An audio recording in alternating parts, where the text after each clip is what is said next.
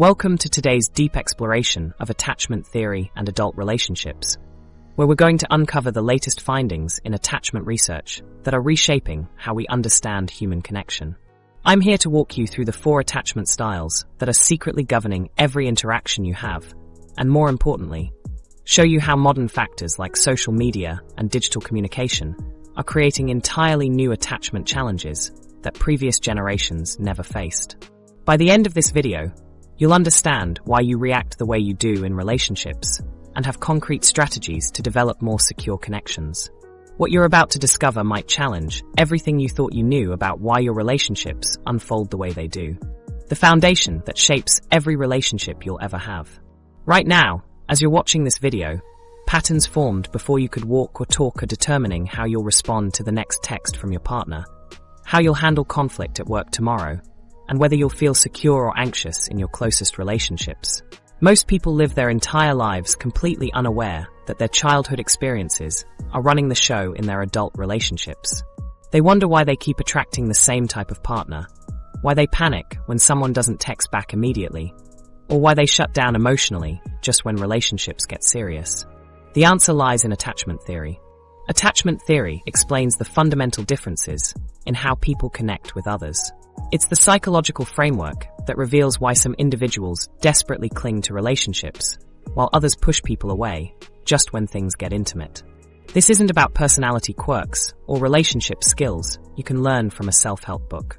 This is about deeply ingrained patterns that were carved into your nervous system during your earliest years. Here's what makes this particularly unsettling. Your attachment style was established before you developed language, before you formed conscious memories, before you had any say in the matter. Yet this early programming is making decisions about your love life right now. The way your caregivers responded to your needs as an infant created a template for how you expect relationships to work. If they were consistently responsive and attuned to your signals, you learned that people are generally trustworthy and relationships are safe. If they were inconsistent, overwhelmed, or emotionally unavailable, you learned something very different. These early caregiver interactions literally shaped your brain's wiring. Your infant brain was constantly asking fundamental questions. Can I count on others to be there for me? Am I worthy of love and care? Is the world a safe place where my needs matter? The answers you received got encoded into what psychologists call internal working models. Think of these as relationship blueprints that your brain uses to navigate all future connections. What makes these patterns so powerful is that they operate completely below conscious awareness. You don't wake up thinking about your attachment style, but it's influencing every relationship decision you make. It determines whether you interpret your partner's tired expression as rejection, whether you feel comfortable asking for help when you need it, or whether you find excuses to end relationships before they get too serious. People repeat the same relationship mistakes over and over because they're operating from these unconscious templates. The biological basis of attachment runs deep into our survival mechanisms. For thousands of years, human infants who maintained strong bonds with their caregivers were more likely to survive. Those who couldn't secure protection and resources didn't make it. Your attachment system is essentially an ancient alarm system designed to keep you connected to the people who ensure your survival. The problem is that this system doesn't distinguish between actual threats and perceived threats, and it doesn't update easily as you mature. Modern brain imaging shows us how responsive caregiving shapes healthy stress regulation systems in developing brains. When infants receive consistent, attuned care, their neural pathways develop in ways that support emotional stability throughout life. When care is unpredictable or frightening, different patterns emerge that can create ongoing challenges with emotional regulation and relationship security. Here's something most people don't realize. Attachment doesn't just affect romantic relationships. Your attachment style influences how you connect with friends, how you relate to colleagues and supervisors, how you parent your own children, and even how you form therapeutic relationships. If you find yourself repeatedly having similar conflicts with different people across various contexts, your attachment style is likely playing a role. The fascinating part is how modern technology is completely rewiring these ancient attachment systems. Social media, smartphones, and digital communication are creating attachment triggers that humans have never experienced before. Your brain's attachment system, designed for face-to-face interaction with a small group of people, is now trying to process hundreds of digital relationships simultaneously. This is creating entirely new forms of attachment anxiety and avoidance that previous generations never had to navigate. Consider how a delayed text response can trigger the same panic that our ancestors felt when separated from their tribe. Or how social media creates the illusion of connection while leaving actual attachment needs unmet. We're dealing with Stone Age brains trying to function in a digital world, and the results are often confusing and overwhelming.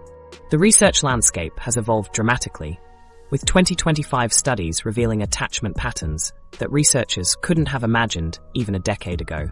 We're seeing new hybrid attachment styles emerging as people adapt to remote work, digital dating, and virtual relationships. The traditional 4 attachment categories are expanding as we discover how modern life creates entirely new ways of connecting and disconnecting. What's particularly striking is how environmental factors like global uncertainty, economic instability, and social isolation are activating attachment systems on a massive scale. Mental health professionals are reporting increases in attachment-related anxiety that seem directly linked to societal changes. People who previously had relatively secure attachment styles are finding themselves struggling with attachment insecurity for the first time. Understanding which attachment style is running your relationships isn't just academic curiosity. It's the key to understanding why certain situations trigger intense emotional reactions, why some relationship dynamics feel familiar even when they're unhealthy, and why logical advice about relationships often fails to create lasting change. When you recognize your attachment patterns, you can finally start making conscious choices instead of letting unconscious programming run the show. The 4 primary attachment styles each create distinct relationship experiences. Some people live in constant fear that love will disappear, checking their phones obsessively and interpreting normal relationship fluctuations as signs of impending abandonment. Others feel suffocated by normal relationship closeness and create distance through work, hobbies, or emotional withdrawal. Still others experience chaotic relationships where they simultaneously crave and fear intimacy. Then there are those who navigate relationships with relative ease, maintaining both closeness and independence without feeling threatened by either. Recent research shows that attachment styles are more fluid than previously thought, and that targeted interventions can help people develop greater security at any age. This means that regardless of your childhood experiences, you're not condemned to repeat unhealthy relationship patterns forever. Understanding attachment theory is the first step toward creating the kinds of connections you actually want instead of the ones your past experiences have programmed you to expect. But here's what might shock you about those people who seem to navigate relationships with such ease. The secure attachment advantage most adults never experience. They possess something that research suggests a large portion of adults display insecure attachment patterns never experience: the ability to navigate relationships without their nervous system treating normal challenges as survival threats. Picture this scenario. Sarah gets a text from her partner saying he needs to talk when he gets home from work. Instead of spending the next 4 hours spiraling through worst-case scenarios, she simply acknowledges the message and continues with her day. This isn't because Sarah doesn't care deeply about the relationship. It's because her nervous system isn't constantly scanning for threats to the connection. Securely attached individuals navigate conflict with a completely different internal experience than most people realize. When disagreements arise, they don't interpret their partner's frustration as a fundamental rejection of who they are as a person. They can separate the issue from the relationship itself. If their partner says something hurtful during an argument, they might feel hurt or angry, but they don't automatically conclude that the relationship is doomed or that they need to either fight harder or withdraw completely to protect themselves.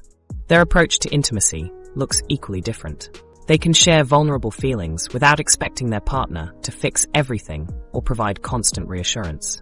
They enjoy closeness without losing their sense of individual identity.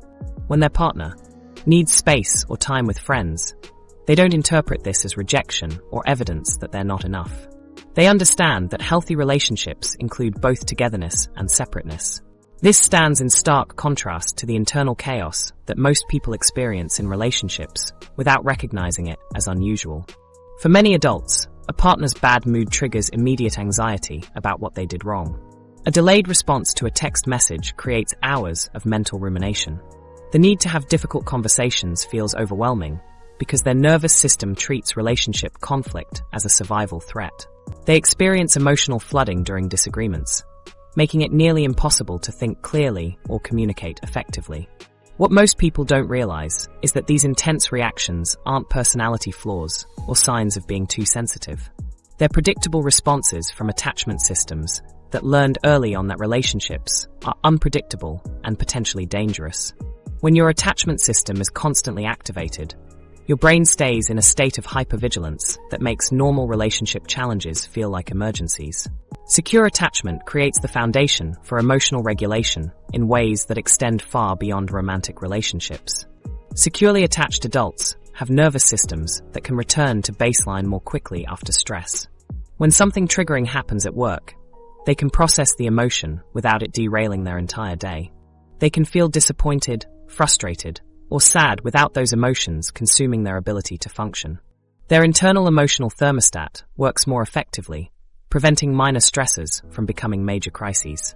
This emotional stability comes from very specific childhood conditions that foster secure attachment development. These children had caregivers who responded to their emotional needs consistently and appropriately. When they cried, someone came to help. When they were scared, they received comfort. When they were excited, their joy was acknowledged and shared. Most importantly, their caregivers could regulate their own emotions well enough to remain calm and present during the child's emotional moments. The caregivers of securely attached children didn't need to be perfect. They just needed to be good enough most of the time. They made mistakes, had bad days, and sometimes misread their child's needs. But they repaired these ruptures through reconnection and attunement. The child learned that relationships can handle imperfection, and that disconnection can be followed by reconnection. Securely attached adults handle relationship triggers with a fundamentally different perspective. When their partner seems distant or distracted, they might wonder what's going on, but they don't immediately assume it's about them or that the relationship is in danger. They can ask direct questions without accusation and accept answers without needing extensive proof. If their partner is going through a stressful period at work, they can offer support without taking their partner's stress personally. Their communication style reflects this internal security. They can express needs and concerns directly without manipulation or passive-aggressive behavior. If they feel neglected, they can say so without attacking their partner's character or threatening to leave. If they need reassurance, they can ask for it without making their partner responsible for managing their emotional state. They can listen to feedback about their behavior without becoming defensive or shutting down completely. The balance between closeness and autonomy comes naturally to securely attached individuals because neither threatens their sense of safety in the relationship. They can be deeply connected to their partner while maintaining their own interests, friendships, and goals. They don't need constant contact to feel secure, but they also don't feel suffocated by regular connection. They can support their partner's independence without feeling abandoned and can ask for support without feeling like a burden. Perhaps most remarkably, studies show the brain remains adaptable and adult therapy can foster greater relationship security. Adults who experienced insecure attachment in childhood can develop new patterns of relating through consistent experiences of safety, attunement, and healthy connection. The process requires time and intentional practice, but the changes appear to be lasting and significant. The implications of this research offer genuine hope for transformation. Adults don't have to remain trapped by their early attachment experiences. While the journey toward earned security requires commitment and often professional support, the possibility of developing more secure attachment patterns is real and achievable. Understanding secure attachment isn't just about recognizing what you might have missed in childhood. It's about seeing what's possible in your relationships moving forward and recognizing that the calm, connected relationships you observe in others aren't just lucky circumstances, but learnable skills and nervous system states. But for those who didn't develop this secure foundation, the experience of love often feels like something entirely different. The anxious trap that makes love feel like survival. For these individuals, every relationship interaction carries the weight of potential catastrophe. Imagine checking your phone every 3 minutes because your partner hasn't responded to your text from 2 hours ago. Your heart races each time you unlock the screen, hoping to see their name, but finding nothing. The silence feels like a physical weight pressing down on your chest. Your mind creates elaborate stories about what their lack of response means. Maybe they're losing interest. Maybe they met someone else. Maybe you said something wrong in your last message. This is the daily reality for people with anxious attachment, where love doesn't feel like comfort or joy, but like a constant battle for survival. People with anxious attachment live in a state of hypervigilance that most others would find exhausting. They become experts at reading microexpressions, analyzing tone of voice, and detecting the smallest shifts in their partner's behavior. A slightly shorter hug goodbye becomes evidence of growing distance. A distracted response during conversation signals the beginning of the end.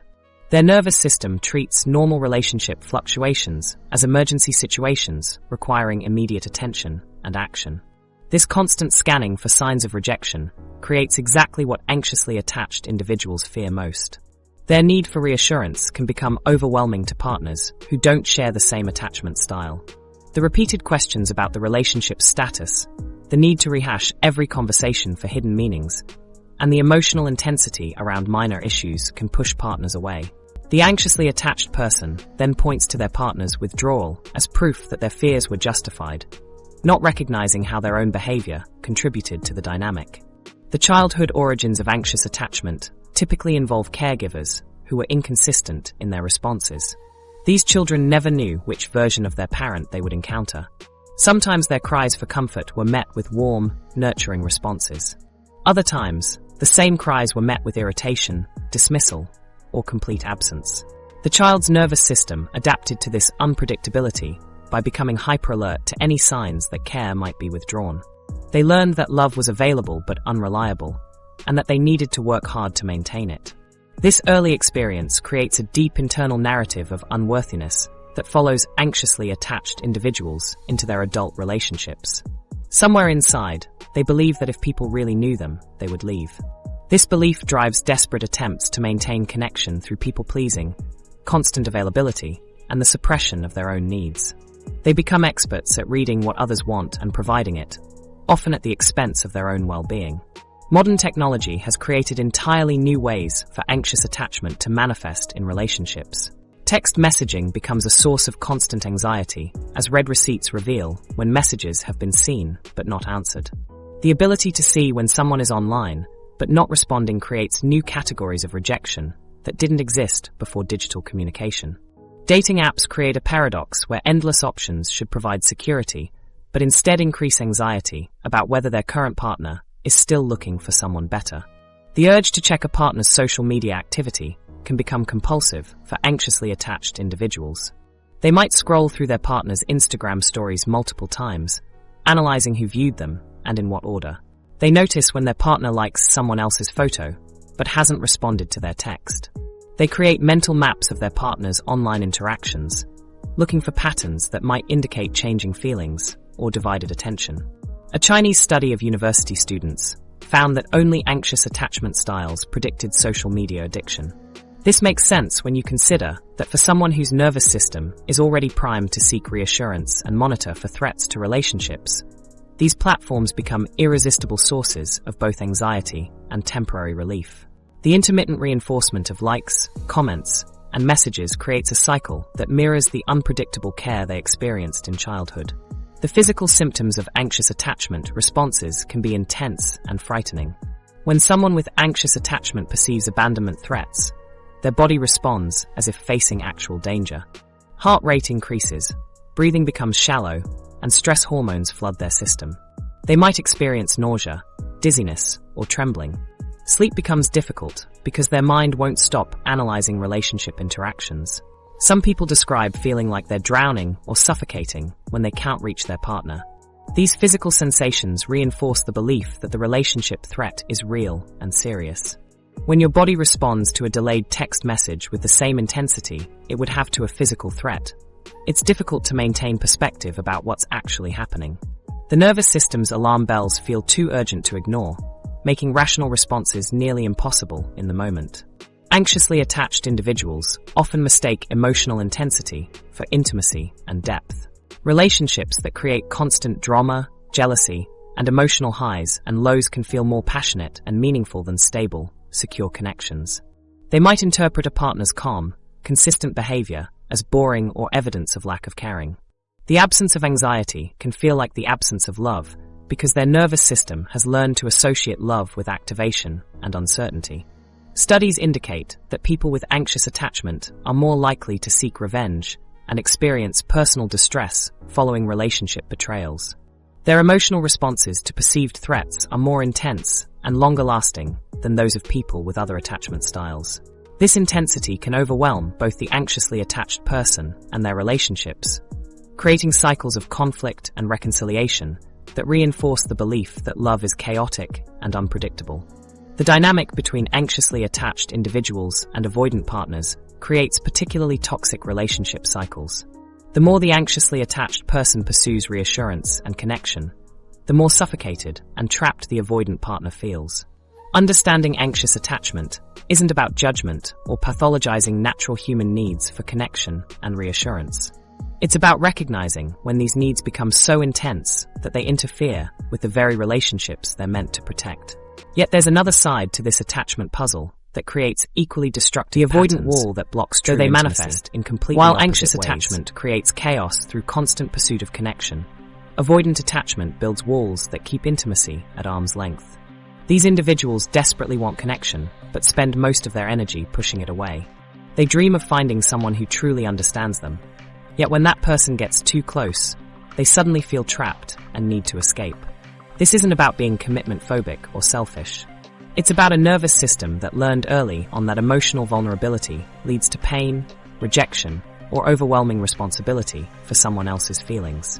When relationships start moving toward deeper intimacy, something interesting happens in the avoidant person's brain. The closer their partner gets emotionally, the more activated their internal alarm system becomes. What should feel safe and wonderful instead triggers a shutdown response. They might suddenly become critical of their partner, finding flaws that weren't there before. They might throw themselves into work projects or hobbies that require all their attention. Some start arguments about seemingly minor issues to create distance. Others simply become emotionally unavailable without any explanation. This emotional shutdown isn't a conscious choice. It's an automatic response that developed during childhood when emotional needs were consistently met with rejection, overwhelm, or unpredictable responses. These children learned that expressing needs made caregivers uncomfortable, angry, or more likely to withdraw. The safest strategy became emotional self-sufficiency.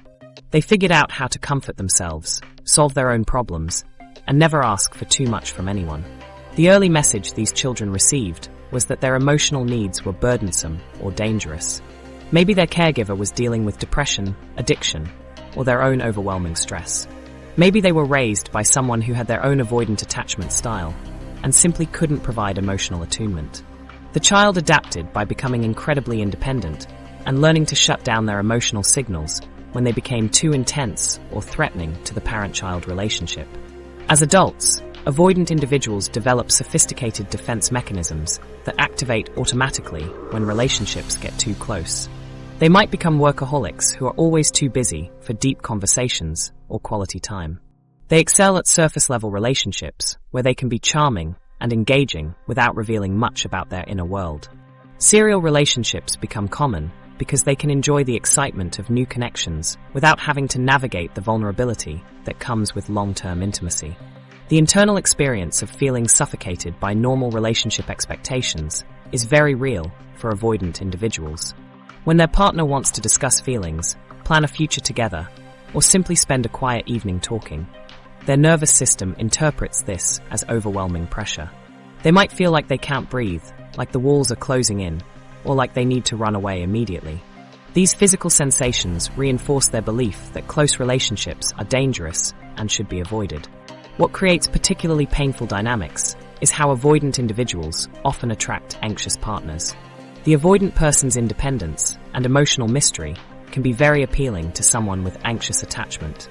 The anxious partner interprets the avoidant person's independence as confidence and stability.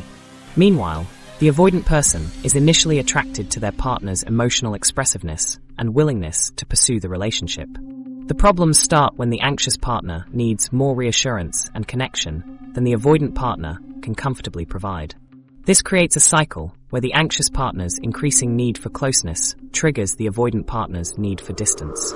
The more the anxious partner pursues, the more the avoidant partner withdraws. The avoidant partner's withdrawal then triggers more anxiety and pursuit, creating an exhausting dance that leaves both people feeling misunderstood and alone. Neither person realizes they're dealing with incompatible attachment strategies rather than personal rejection. Avoidant attachment significantly impacts parenting in ways that can pass these patterns to the next generation. Avoidant parents often struggle to provide the emotional responsiveness that helps children develop secure attachment. They might be excellent at meeting practical needs like food, shelter, and education, but they have difficulty with emotional attunement. When their child is upset, they might offer logical solutions rather than emotional comfort. They often feel overwhelmed by their child's big emotions and may withdraw or become impatient when children need reassurance. Beneath the independent facade, that avoidant individuals present to the world lies significant hidden vulnerability. They often feel deeply lonely and misunderstood, but they've learned to cope with these feelings by numbing them or staying so busy that they don't have time to feel anything at all. They might have rich fantasy lives where they imagine deep connections with others, but in reality, they struggle to let anyone see their authentic selves. The 2025 research landscape reveals how remote work and digital relationships have created ideal conditions for avoidant attachment patterns to flourish.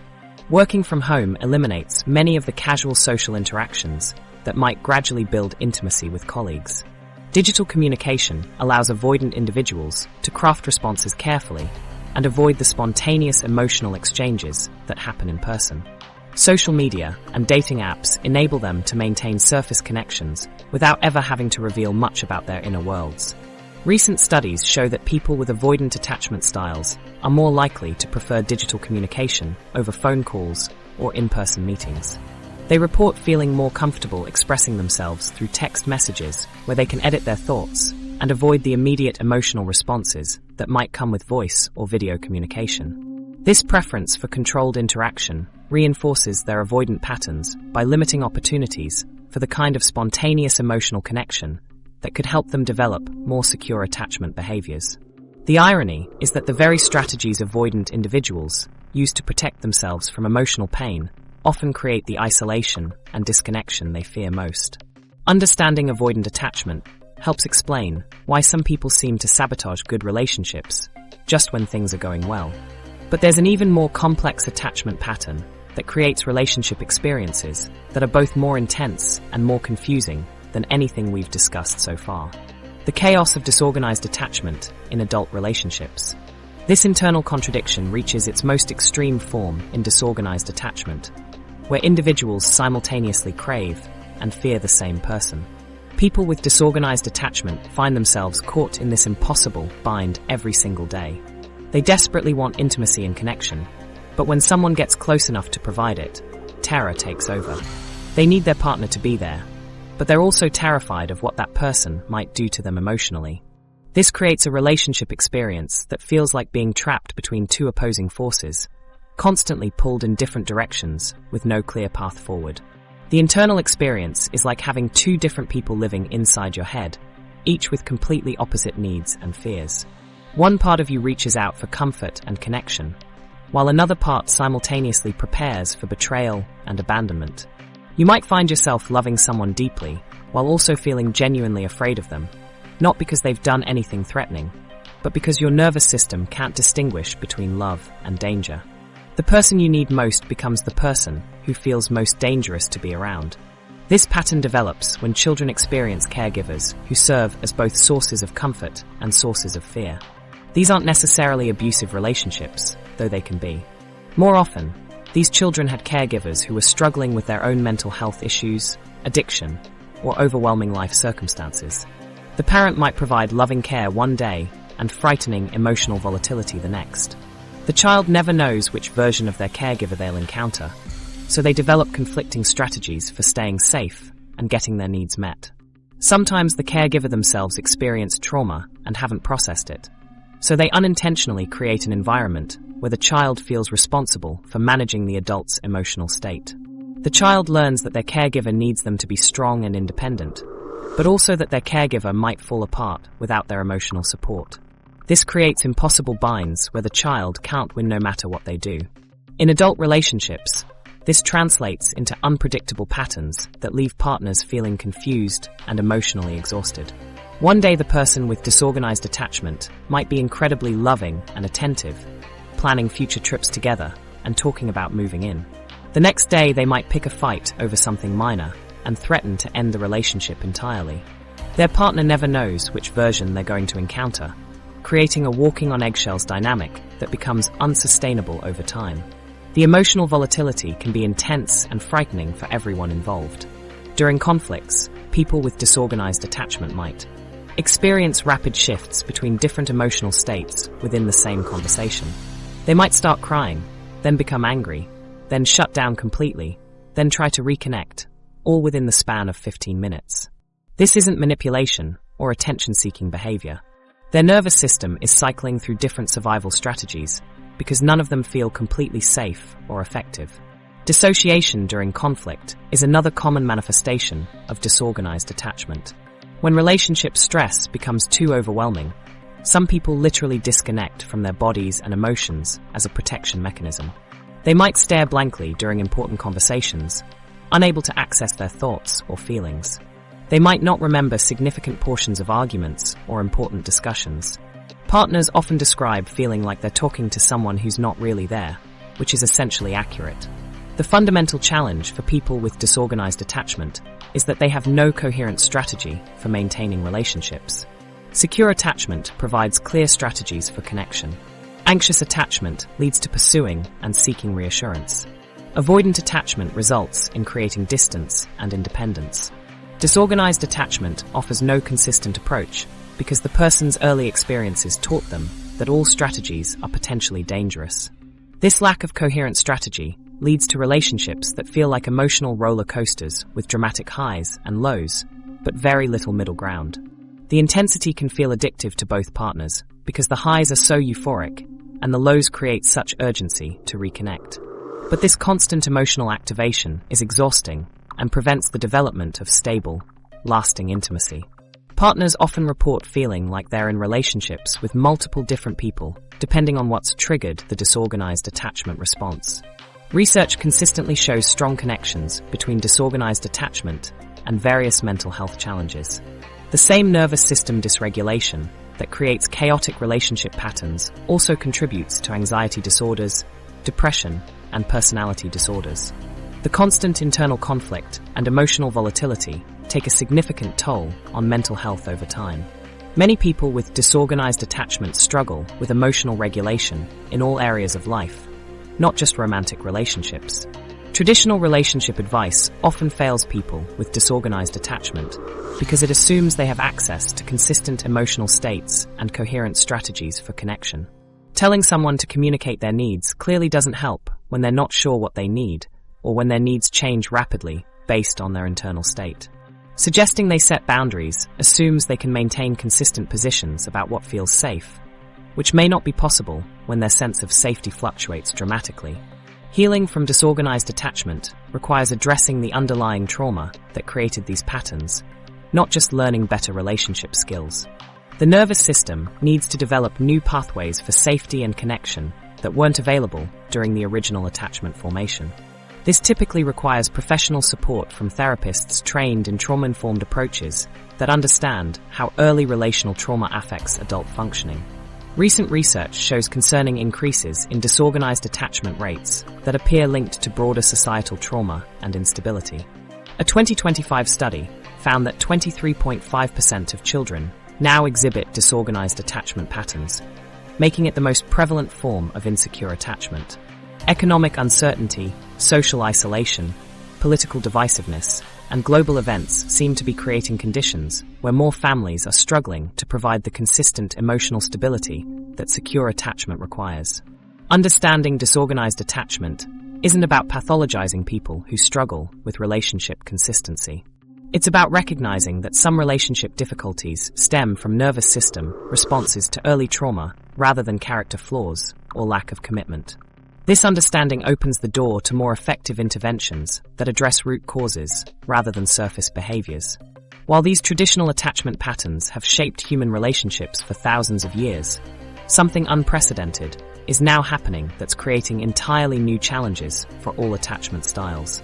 How social media is rewiring our attachment systems.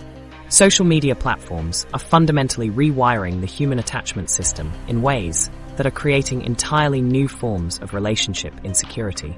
Nearly 5 billion people worldwide now use these platforms. Yet studies show that increased digital connectivity paradoxically contributes to greater feelings of isolation and disconnection. Your brain's attachment system, which evolved over thousands of years to handle face-to-face relationships with small groups of people, is now trying to process hundreds of digital connections simultaneously. The result is an overwhelmed nervous system that struggles to distinguish between genuine threats to relationships and the artificial triggers created by social media algorithms. The constant connectivity that smartphones provide creates an expectation of immediate response that previous generations never experienced. When someone doesn't reply to your message within minutes, your attachment system can interpret this delay as potential abandonment. Read receipts make this worse by showing you exactly when your message was seen but not answered. Your brain knows your partner read your text 3 hours ago but hasn't responded, triggering the same alarm bells that our ancestors felt when separated from their tribe. This technological feature transforms normal communication delays into perceived rejection. Response times have become a new language of relationship priority in ways that create unprecedented attachment anxiety. If your partner usually responds within 10 minutes, but suddenly takes 2 hours, your nervous system starts scanning for explanations. You might check their social media activity to see if they're online, but ignoring you. You might analyze their last message for clues about their emotional state. The ability to see when someone is active on social media, but not responding to your messages, creates a specific type of rejection that didn't exist before digital communication. Online activity monitoring has become a compulsive behavior for many people with attachment insecurity. You can see when your partner was last active on Instagram, whether they liked someone else's photos, or if they viewed your story but didn't respond to your message. This constant stream of information about your partner's digital behavior creates opportunities for attachment triggers dozens of times per day. Each notification becomes a potential source of anxiety or reassurance, keeping your nervous system in a state of hypervigilance. Social media presentations create distorted understanding of what real relationships actually look like. Everyone curates their online presence to highlight positive moments while hiding struggles, conflicts, and ordinary daily experiences. When you compare your relationship's private reality to other couples' public presentations, your attachment system might interpret this as evidence that your relationship is inadequate. You see other couples posting romantic photos and celebrating anniversaries, but you don't see their arguments about money or struggles with communication. Digital communication eliminates the nonverbal cues that attachment systems rely on for accurate information about relationship safety. When you're texting with someone, you can't see their facial expressions, hear their tone of voice, or observe their body language. These nonverbal signals provide crucial information about emotional states and intentions. Without them, your brain fills in missing information based on your attachment history rather than actual facts. A brief text response might trigger anxiety about rejection when the person was simply busy or distracted. Social media platforms enable people with avoidant attachment to maintain surface connections without genuine intimacy. They can post updates about their lives, respond to comments, and maintain digital relationships that feel connected but lack emotional depth.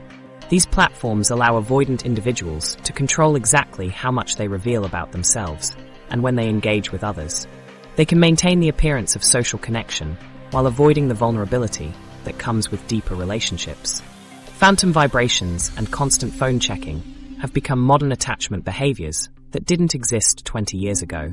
People report feeling their phone vibrate when it hasn't, checking their devices every few minutes, and feeling anxious when separated from their phones. These behaviors mirror the proximity-seeking behaviors that attachment theory describes, except now the attachment object is a device that connects you to your social network. Your phone becomes a transitional object that provides comfort and connection to important relationships.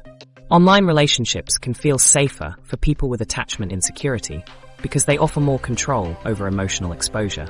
You can craft messages carefully, take time to respond, and avoid the spontaneous emotional reactions that happen in face-to-face interactions.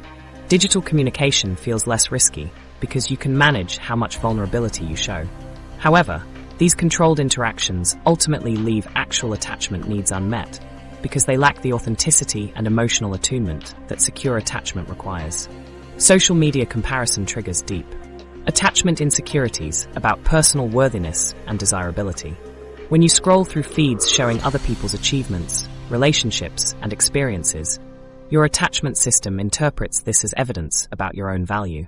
If others seem more successful, attractive, or happy, your brain might conclude that you're not worthy of love and security. This comparison process activates the same fears of inadequacy that drive attachment insecurity in offline relationships. A study of over 400 university students in China found that only anxious attachment styles predicted social media addiction. People with anxious attachment use these platforms to increase feelings of belonging and seek validation from others. They frequently check for likes, comments, and messages, using social media engagement as a barometer of their social worth and relationship security. Anxiously attached individuals often seek out relationships more frequently on social media, but despite this increased activity, they don't feel closer to their social media networks. They might have hundreds of online connections, but still feel lonely and disconnected. The constant seeking of validation through likes and comments becomes a substitute for genuine emotional connection, but it doesn't satisfy underlying attachment needs for safety and security. Avoidant attachment styles show different social media usage patterns, often interacting more with celebrities than with people in their personal networks. They choose social situations online, where forming intimate connections is less likely. They report getting less social and emotional fulfillment from their social media relationships, potentially missing out on the benefits that social networks can provide, such as emotional support and improved mental health. The impact of excessive social media use on relationships includes increased anxiety about relationship status, easier ghosting behaviors, and decreased relationship satisfaction through phubbing behaviors.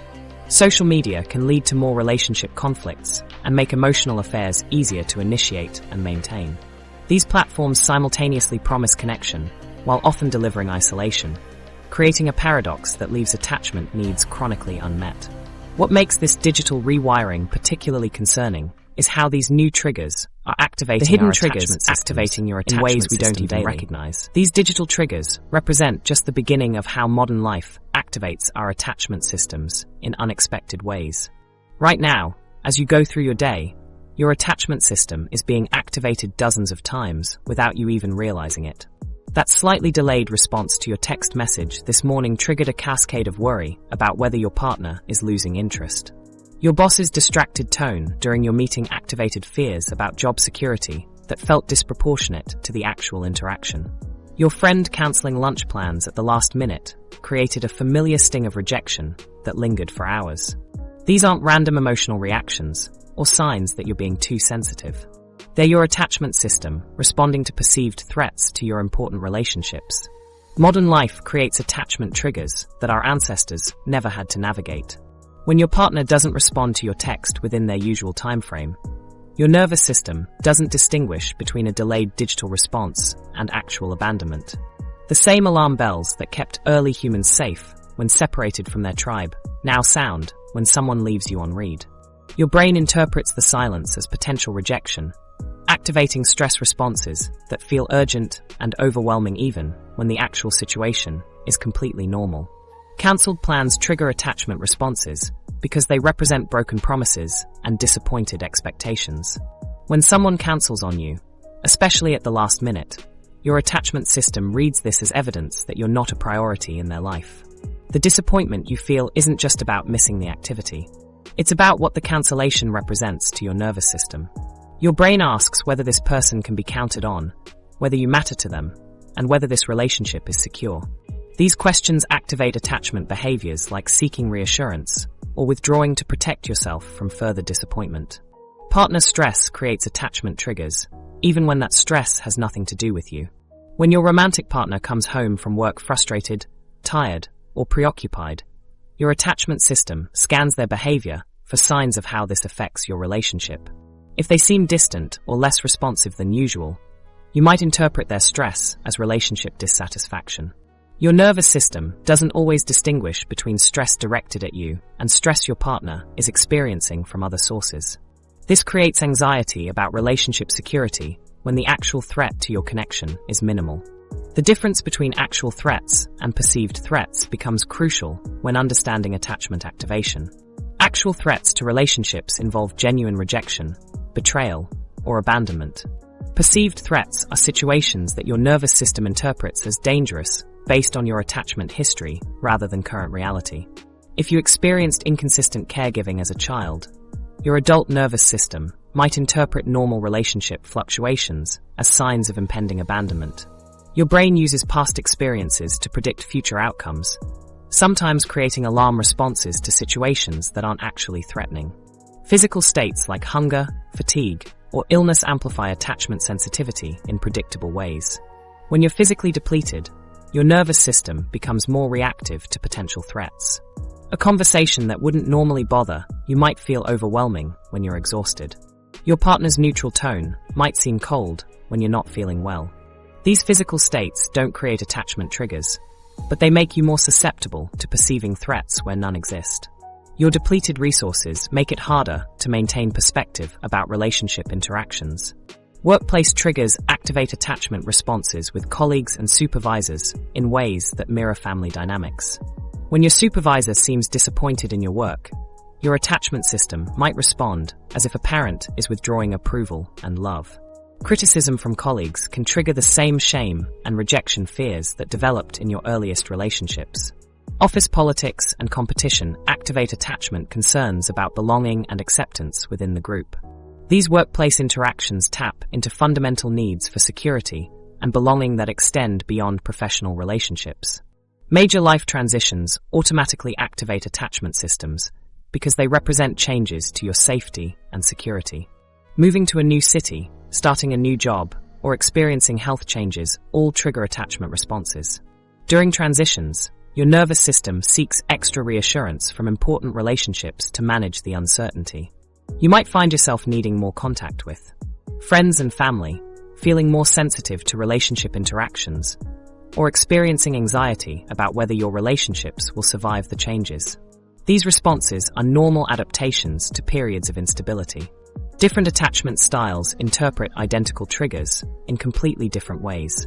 When plans get cancelled, someone with anxious attachment might spiral into fears about being unwanted and unlovable. Someone with avoidant attachment might feel relieved to have unexpected alone time, but then guilty about that relief. A person with secure attachment might feel disappointed, but quickly reschedule without questioning the relationship's stability. The same trigger creates vastly different emotional responses based on each person's attachment history and learned patterns of interpreting relationship events. The cascade effect shows how one small trigger can spiral into major relationship crisis. A delayed text response triggers anxiety about rejection. The anxiety leads to multiple follow-up messages seeking reassurance.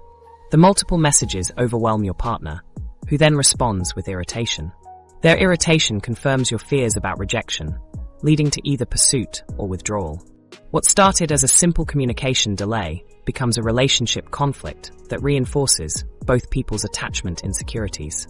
Understanding this cascade helps explain why small incidents sometimes create disproportionate relationship problems. Remote relationships create unique attachment triggers around digital communication and virtual intimacy. When video calls freeze or connections fail during important conversations, your attachment system can interpret these technical problems as rejection or disconnection. The inability to read subtle nonverbal cues during virtual interactions creates uncertainty that activates attachment vigilance. Time zone differences in long-distance relationships create new forms of attachment stress around availability and responsiveness expectations. Recognizing these daily triggers helps you understand why certain situations create intense emotional responses that seem disproportionate to the actual events. But understanding the triggers is only the beginning. The real question is why your nervous system learned to interpret these situations as threats in the first place. The childhood wounds still controlling your love life. The answer lies in specific experiences that occurred during your most vulnerable developmental years, when your brain was learning fundamental lessons about relationships and safety. Every time you choose a partner who can't commit, every time you find yourself attracted to people who treat you poorly, every time you panic when someone gets too close or feels suffocated by normal relationship expectations, your childhood is running the show. These aren't random patterns or bad luck with dating. They're predictable responses to early experiences that taught your nervous system what to expect from relationships and how to survive them. Adverse childhood experiences create lasting changes in how your brain processes relationships and safety. These experiences include obvious trauma like physical or sexual abuse, but they also encompass subtler forms of childhood adversity like emotional neglect, household dysfunction, or having parents who struggled with mental illness or substance abuse. A 2025 study revealed the severity of these impacts, showing that individuals with 7 or more adverse childhood experiences had a 35.2% prevalence of attempted suicide and were 31 times more likely to have attempted suicide than those without such experiences. This research underscores how profoundly early experiences shape not just relationship patterns, but overall mental health outcomes throughout life. The connection between childhood trauma and adult attachment patterns creates predictable relationship difficulties that most people don't recognize as stemming from their early years. If you experienced inconsistent caregiving as a child, you likely developed anxious attachment patterns that make you hypervigilant about abandonment in adult relationships. If your emotional needs were consistently dismissed or met with anger, you probably learned to shut down emotionally, creating avoidant attachment patterns that make intimacy feel dangerous. These aren't personality flaws or relationship skills you can simply learn. They're survival strategies your nervous system developed to cope with environments that weren't safe for vulnerability. Emotional neglect often creates more lasting attachment disruption than obvious forms of abuse because it's harder to identify and address. Children who experience physical abuse know something wrong happened to them. Children who experience emotional neglect often blame themselves for feeling empty or disconnected because their basic needs for attention, validation, and emotional responsiveness were simply ignored, rather than actively violated. These children learn that their emotional needs don't matter, that expressing feelings creates problems, and that they're responsible for managing other people's emotions instead of having their own emotions managed and soothed.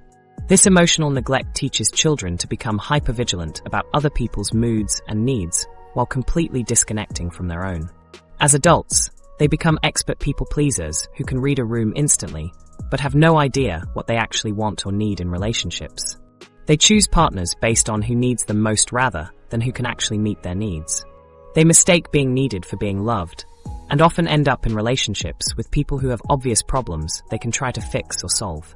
Children develop sophisticated adaptations to dysfunctional family systems that serve them well in childhood, but create significant problems in healthy adult relationships. If you grew up in a household where one parent was alcoholic and the other was codependent, you learn to manage chaos, anticipate problems, and take responsibility for things that weren't your fault. These skills helped you survive childhood, but make it difficult to relax and trust in stable adult relationships. You might create drama when things are going too well, because calm feels dangerous and unfamiliar. Children from families where emotions were explosive and unpredictable often become adults who walk on eggshells in all their relationships. They learned that normal human emotions could trigger devastating consequences, so they developed hypervigilance about emotional expression and conflict. As adults, they might end relationships at the first sign of disagreement, rather than risk the emotional explosions they witnessed as children. Or they might stay in relationships long past when they should leave, because they learned that leaving creates even more dangerous emotional chaos. Unresolved childhood attachment trauma gets projected onto romantic partners in ways that create the very relationship problems you're trying to avoid. If your father was emotionally unavailable, you might unconsciously choose partners who are emotionally unavailable and then spend enormous energy trying to get them to connect with you. If your mother was anxious and clingy, you might feel suffocated by partners who want normal amounts of closeness and connection. You're not actually responding to your current partner's behavior. You're responding to old wounds that your current relationship has activated. Family patterns unconsciously guide partner selection in ways that feel like fate or chemistry, but are actually familiar dysfunction. The partners who create the strongest initial attraction often remind your nervous system of early caregivers, not because they're good for you, but because they feel familiar. Your brain confuses familiarity with safety and compatibility. This explains why people often end up in relationships that recreate the same dynamics they experienced in their family of origin, even when they consciously want something different. Trauma bonding explains why some people find themselves repeatedly attracted to partners who treat them poorly. When relationships involve cycles of tension, conflict, and reconciliation, they create biochemical addiction patterns similar to substance abuse. The relief and connection that follow conflict create powerful neurochemical rewards that make stable, consistent relationships feel boring by comparison. People who experience trauma bonding with caregivers often mistake this intensity for love and passion when it's actually a stress response that keeps them trapped in unhealthy dynamics. Childhood trauma actually changes brain development in ways that affect emotional regulation, stress response, and social processing throughout life. Children who experience chronic stress or trauma develop hyperactive threat detection systems that continue scanning for danger, even in safe adult relationships. Their nervous systems learn to prioritize survival over connection, making it difficult to relax enough for genuine intimacy to develop. These early experiences create the template for how relationships work, but they also determine something even more fundamental about your daily experience in relationships. How your attachment style sabotages emotional regulation. What controls your emotional responses in those relationships goes far deeper than conscious choice or willpower. Your attachment style isn't just affecting who you choose to date or how you handle breakups. It's determining how your brain processes emotions every single day, influencing whether you can think clearly during stress, stay calm during conflict, or even concentrate at work when you're upset about your relationship. The way you learn to connect with your earliest caregivers literally rewired your nervous system's approach to handling feelings. And these patterns are now controlling your emotional responses in ways you probably don't realize. Secure attachment creates the neurological foundation for healthy emotional regulation because securely attached individuals learned early that emotions are manageable and that other people can help them through difficult feelings. When they experience stress or upset, their nervous system knows how to return to baseline relatively quickly. They can feel angry without becoming consumed by rage, experience sadness without falling into despair, and handle anxiety without it spiraling into panic. Their brains learned that emotions are temporary states that can be processed and resolved rather than overwhelming threats that need to be avoided or controlled. This emotional stability shows up in measurable ways. Research using neurophysiological markers reveals that securely attached individuals manage cognitive resources effectively even under stress. When they receive negative feedback or face relationship challenges, their brains can still allocate attention and processing power to problem solving rather than getting stuck in emotional reactions. They can think clearly while feeling upset, which allows them to respond thoughtfully rather than reactively to relationship problems. Anxious attachment creates a completely different emotional landscape, where feelings become flooding experiences that overwhelm the nervous system's capacity to cope. When anxiously attached individuals encounter relationship stress, their brains become hyper-focused on potential threats, consuming cognitive resources that should be available for clear thinking and problem-solving. They experience what researchers call emotional flooding, where intense feelings take over their entire system and make rational responses nearly impossible. This flooding happens because anxiously attached nervous systems never learned effective self-soothing strategies. As children, these individuals had caregivers who were inconsistent in their emotional responsiveness, so they never developed internal mechanisms for managing big feelings. When upset, they desperately seek external soothing from others, but this creates a cycle where their emotional regulation depends entirely on other people's availability and responsiveness. If their partner can't provide immediate comfort, their emotional state becomes increasingly dysregulated. The inability to self-soothe shows up in specific ways during relationship conflicts. Anxiously attached individuals might find themselves crying uncontrollably during arguments, unable to access logical thinking while emotions are activated. They may ruminate obsessively about negative interactions while completely dismissing positive experiences. Research shows they become so focused on scanning for relationship threats that they literally cannot concentrate on other tasks when their attachment system is activated.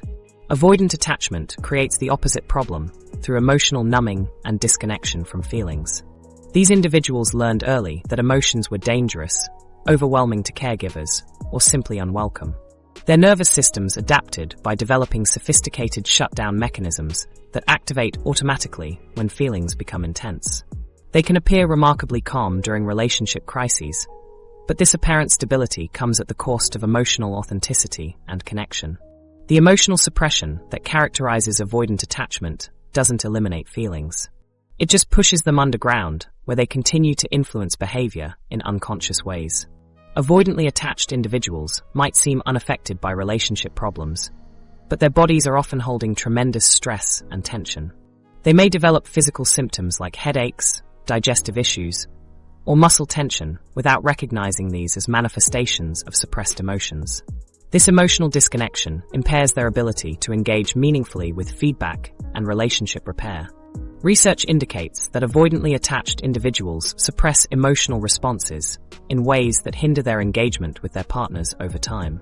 They might intellectually understand that their partner is upset, but they can't access the emotional empathy needed to truly connect with their partner's experience. This creates relationships that feel safe on the surface, but lack genuine intimacy and emotional depth.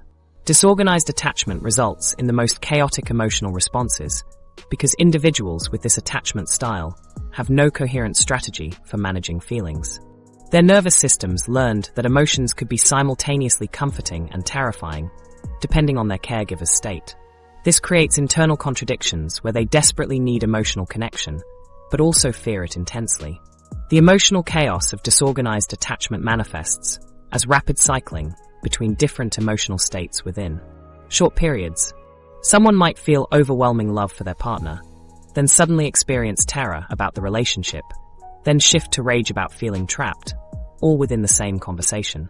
These rapid emotional shifts confuse everyone involved because there's no logical progression or clear trigger for the changes. Research reveals significant physiological differences in how different attachment styles respond to stress. The theta/beta ratio, a neurophysiological marker that assesses cognitive load and attentional control, shows distinct patterns across attachment styles. Individuals with insecure attachment styles show more cognitive strain when processing emotional information, particularly negative feedback about themselves or their relationships. Their brains work harder to manage the same emotional challenges that securely attached individuals handle with less effort. These physiological differences explain why relationship conflicts create such different experiences for people with different attachment styles. When couples argue, each person's nervous system responds according to their attachment programming. The anxiously attached partner might experience heart racing, shallow breathing, and tunnel vision focused on signs of rejection. The avoidantly attached partner might feel physically uncomfortable and have an overwhelming urge to leave the situation. Emotional dysregulation creates relationship crises that seem to emerge from nowhere because partners don't understand how attachment styles influence emotional processing. A comment that seems neutral to one person might trigger intense emotional flooding in their anxiously attached partner. A request for emotional support might feel overwhelming and suffocating to an avoidantly attached partner. These reactions often feel disproportionate to the actual trigger, leading both partners to feel confused and frustrated. Partners with different attachment styles unknowingly trigger each other's emotional wounds through normal relationship interactions. The anxiously attached person's need for reassurance can trigger the avoidantly attached person's fear of being controlled or overwhelmed. The avoidantly attached person's need for space can trigger the anxiously attached person's abandonment fears. Neither partner realizes they're responding to attachment programming rather than actual relationship threats. Understanding how attachment styles sabotage emotional regulation becomes even more critical when you consider how dramatically our modern work environment, the remote work revolution's impact on intimate bonds. The workplace transformation has created entirely new attachment challenges that extend far beyond professional boundaries into our most intimate relationships. When millions of people suddenly moved from office environments filled with casual conversations, shared meals, and spontaneous interactions to isolated home offices communicating primarily through screens, we fundamentally altered the basic building blocks of human connection. The face-to-face interactions that our nervous systems evolved to rely on for safety and bonding have been replaced with scheduled video calls and digital messages, creating a relationship landscape that no previous generation has ever had to navigate. The reduction in face-to-face interaction affects our ability to form secure bonds, because so much of attachment communication happens through nonverbal channels that digital communication simply cannot replicate. When you're sitting across from someone in person, Your nervous system automatically processes hundreds of micro-expressions, body language signals, and vocal tones that provide crucial information about safety and connection. These subtle cues help your attachment system determine whether someone is trustworthy, emotionally available, and genuinely present with you. Video calls capture only a fraction of this information, and text-based communication eliminates it entirely.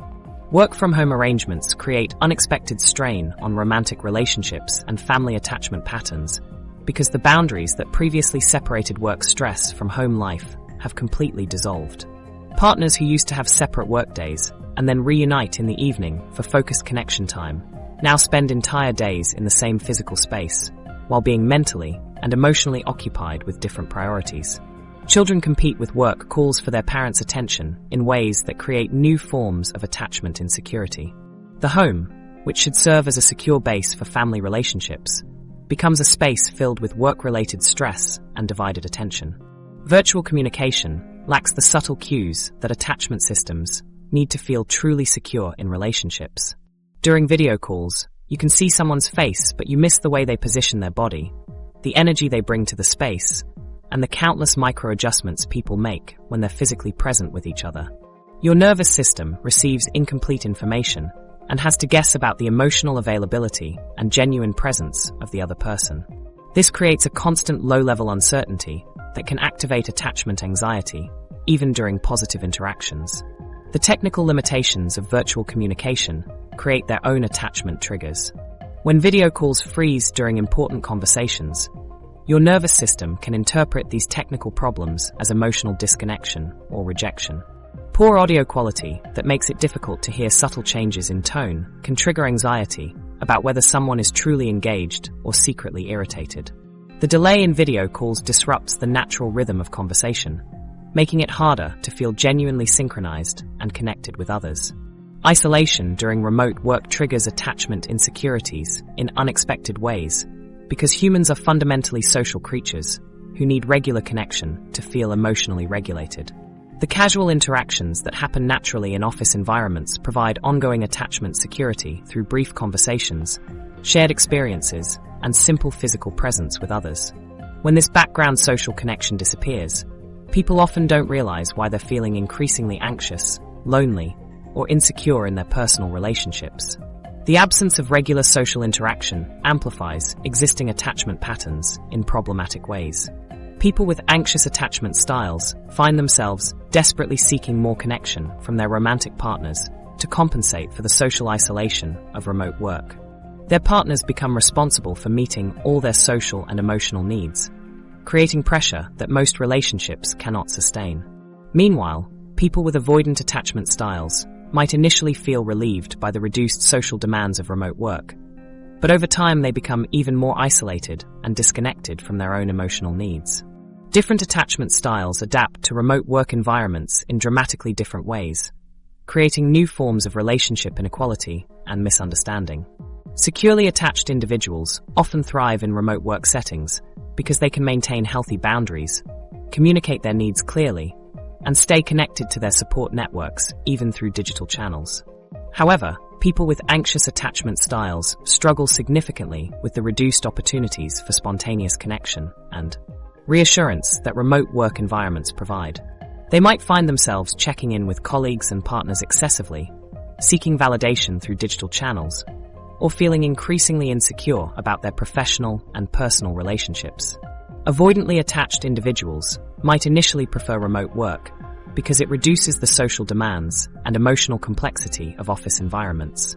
They can control their interactions more carefully and avoid the spontaneous emotional exchanges that feel overwhelming in person. However, this preference for controlled interaction can lead to even greater isolation over time and make it harder for them to maintain meaningful connections with colleagues and family members. Zoom fatigue represents an attachment-related stress response that most people don't recognize as such. The constant effort required to appear engaged and emotionally present during video calls, while missing most of the nonverbal information that makes connection feel natural, creates exhaustion that goes beyond simple screen time. Your nervous system works harder to process incomplete social information, leading to attachment anxiety and emotional depletion that affects all your relationships. The design of digital tools is beginning to adapt to different attachment styles, with 2025 research suggesting that AI companions and mental health support applications should provide more empathetic responses for users with high attachment anxiety, while maintaining respectful distance for users with avoidant tendencies. This represents a recognition that technology needs to account for individual differences in attachment needs, rather than assuming one approach works for everyone. Understanding how remote work impacts attachment systems helps explain why some people have thrived during this transition, while others have struggled with unprecedented relationship difficulties and emotional challenges. But recognizing these patterns is only the beginning of addressing the deeper question of whether these attachment wounds can actually be healed. Evidence-based strategies for developing secure attachment. The research reveals something remarkable about the human brain's capacity for change. You can literally rewire your nervous system to create more secure relationship patterns at any age. The concept researchers call earned security proves that adults can heal attachment wounds and develop healthier connection styles regardless of their childhood experiences. This isn't wishful thinking or positive psychology fluff.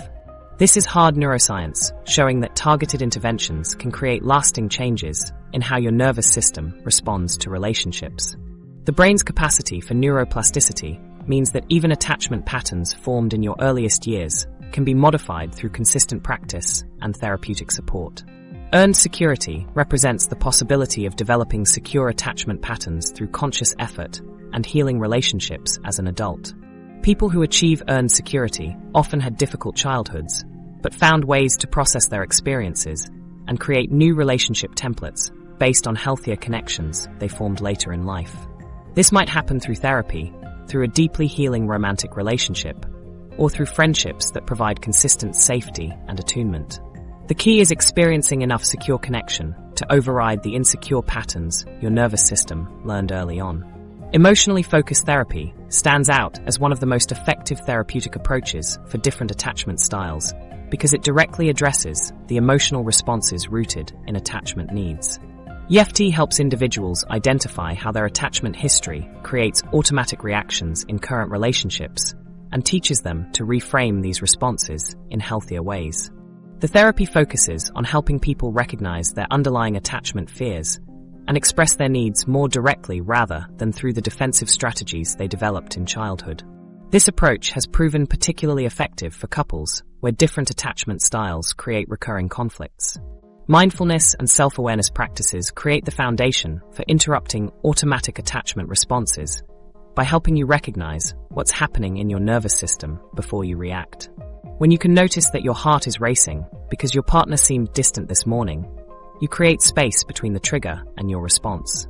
This awareness allows you to ask yourself whether you're responding to something happening now or to old fears from your attachment history. Regular mindfulness practice helps you distinguish between actual relationship threats and perceived threats based on past experiences. The practice involves learning to observe your thoughts and feelings without immediately acting on them. When your attachment system gets activated, you can notice the physical sensations, the emotional responses, and the stories your mind creates about what's happening. This observation creates enough space for you to choose how to respond rather than reacting automatically from your attachment programming. Over time, this practice literally changes your brain's response patterns to relationship stress.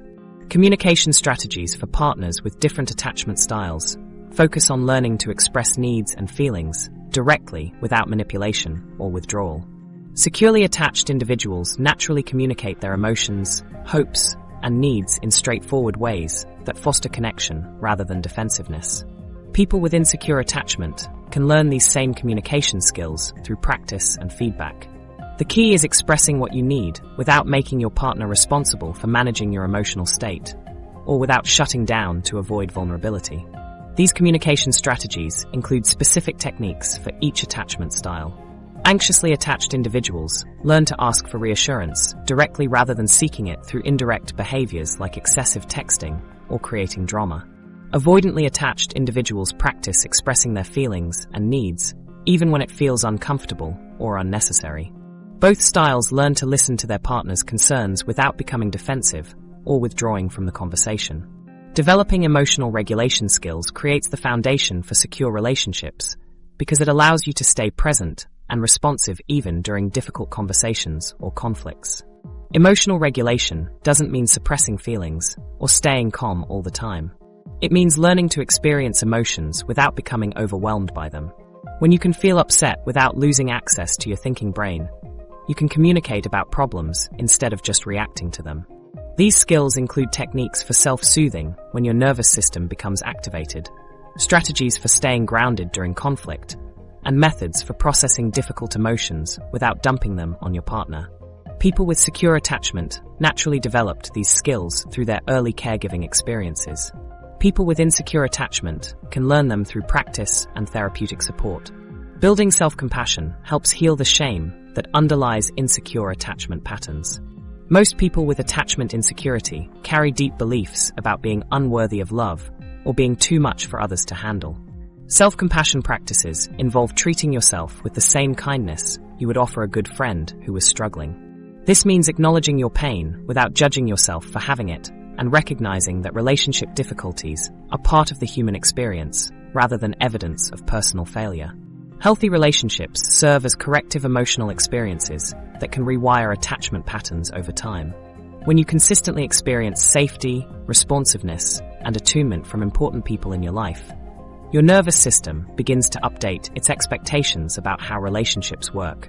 These healing relationships don't have to be romantic.